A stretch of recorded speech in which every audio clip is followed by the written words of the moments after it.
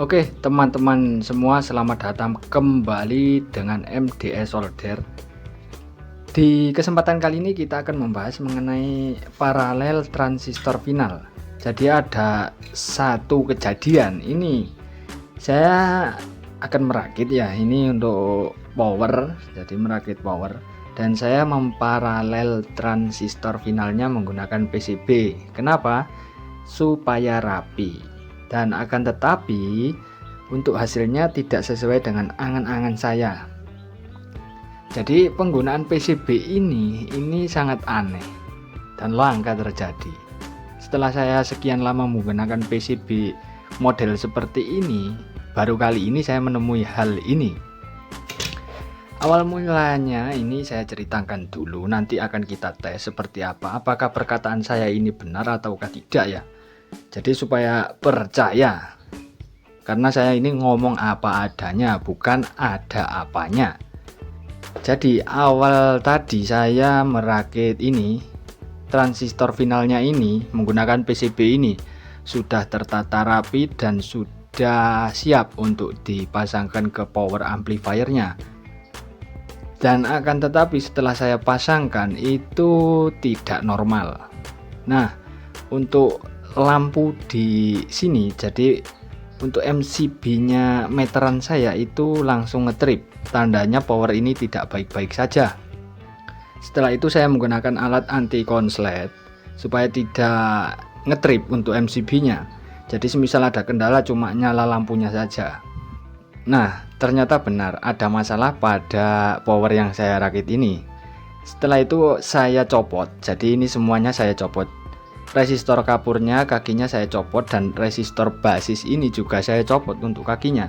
Dan saya lakukan pengetesan satu demi satu untuk transistor finalnya. Dan semuanya aman karena ini semuanya baru jadi, baru dirakit dan barusan saya tes. Ternyata normal semua untuk transistor finalnya. Dan setelah itu saya cari solusi. Jadi saya hanya menggunakan satu set saja transistor final, akan tetapi tetap menggunakan PCB ini. Jadi untuk yang lainnya ini saya copot semua, jadi hanya menggunakan satu set dan hasilnya sama saja loh. Nah, terus apa yang rusak? Jadi begini, saya berpikir coba untuk PCB transistor final ini saya lepas dan langsung saya sambungkan seperti ini. Nah, seperti ini, dan alhasil setelah saya tes itu normal, tidak seperti awal tadi loh. Berarti penyebab masalahnya ada di apa? Ya ada di ini, PCB ini. Karena saya baru menggunakan PCB yang jenis ini, jadi yang belakangnya putih seperti ini. Untuk yang biasanya saya merakit, saya menggunakan yang fiber, jadi yang belakangnya warnanya coklat kopi susu, bukan yang putih seperti ini. Nah, saya menggunakan PCB ini. Nah, terjadi juga hal itu tadi. Dan ini saya akan melakukan pengetesan seperti apa perbedaan menggunakan PCB ini dengan tidak menggunakan PCB ini. Langsung saja kita tes menggunakan PCB ini dulu supaya teman-teman tahu apa penyebabnya dan apa yang saya maksud ya. Oke, langsung saja saya akan memasang dulu. Oke, di sini sudah saya pasangkan. Ini kita hanya menggunakan satu set. Jadi hanya menggunakan satu set final ini saja. Jadi yang lainnya ini tidak saya solder untuk kaki-kakinya. Nah, sebelum itu pasti ada yang komen, mungkin abangnya salah kalau masang, jadi mungkin terbalik, mungkin salah pasang. Tidak, saya sudah benar untuk pemasangannya, jadi saya teliti sekali. Jadi saya pemasangan transistor final ini sungguh sangat berhati-hati, karena jika salah sambung nanti ujung-ujungnya akan rugi ya kita. Jadi untuk semuanya sudah saya cek semua dan hasilnya aman. Nah, abnormalnya ini jika kita hidupkan untuk transistor ini, transistor driver ini, yang bagian negatif ini panas sekali. Dan sampai saya ini curiga ke resistor kapur ini. Jadi resistor kapur ini saya beli baru lagi. Jadi ini yang baru. Meskipun saya sudah beli baru, tapi masalahnya belum ujung-ujungnya selesai. Jadi masih tetap sama. Jadi resistor kapurnya itu masih bagus karena itu juga baru. Jadi saya sampai beli yang baru lagi. Dan untuk resistor basisnya ini juga baru semua. Akan tetapi masalahnya tetap saja. Dan akhirnya saya menemukan solusi, yaitu saya mengetes menggunakan satu set saja apakah aman ataukah tidak. Jadi saya tes satu demi satu dan ini baru ketemu. Ayo kita langsung tes seperti apa.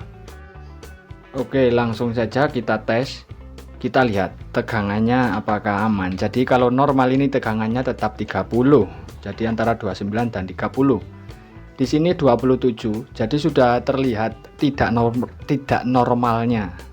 Ini kita sentuh bagian transistor driver. Oh, ini sudah panas. Ini lama kelamaan kalau dibiarkan bisa meledak ini untuk transistornya. Jadi turunnya tegangan juga langsung spontan, tidak perlahan-lahan. Jadi itu indikasi dari power amplifier yang tidak normal untuk sistemnya. Dan kita coba tanpa menggunakan PCB ini. Jadi ini penyambungannya sudah benar. Kita tes tanpa menggunakan PCB final. Langsung saja cek dot. Dan di sini sudah saya ganti. Jadi PCB-nya sudah saya buang saja, nggak saya pakai. Ini langsung saya sambungkan langsung. Dan kita tes untuk hasilnya seperti apa. Ayo 3, 2, 1 mak jebret. Bentar. Oke. Tuh.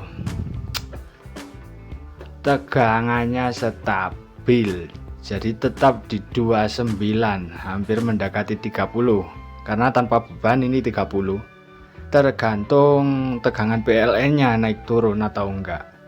Kalau tadi kan langsung ke 28 ke 27, jadi makin turun. Dan untuk transistor drivernya panas sekali. Dan ini kedua transistornya aman semua tanpa adanya rasa panas. Aman. Dan bisa kita simpulkan penyebab dari masalah ini adalah PCB ini. Jadi memang saya pertama menggunakan PCB yang bawahnya warnanya putih. Sebelumnya saya menggunakan yang warna coklat, itu aman. Dan ini yang warna putih. Jika masih tidak percaya, ini saya sisakan PCB. Jika yang mau bisa tak kasihkan. Oke, ini akan saya rakit terlebih dahulu, nanti kita tes lagi. Oh ya, sebelum itu lupa satu hal lagi. Tadi kan kalau yang belum normal tadi, jika kita lepaskan ini untuk tegangannya, turunnya langsung anjlok. Jadi tidak bertahap tapi langsung anjlok. Kalau ini kita cabut. Nah, turunnya perlahan-lahan loh. Tidak langsung stagnan seperti tadi. Ini bertahap. Oke, langsung saja saya akan merakit dulu. Oke, di sini powernya sudah selesai dan sudah saya pasangkan ke dalam boxnya langsung. Dan ini sudah aman. Mari kita tes seperti apa.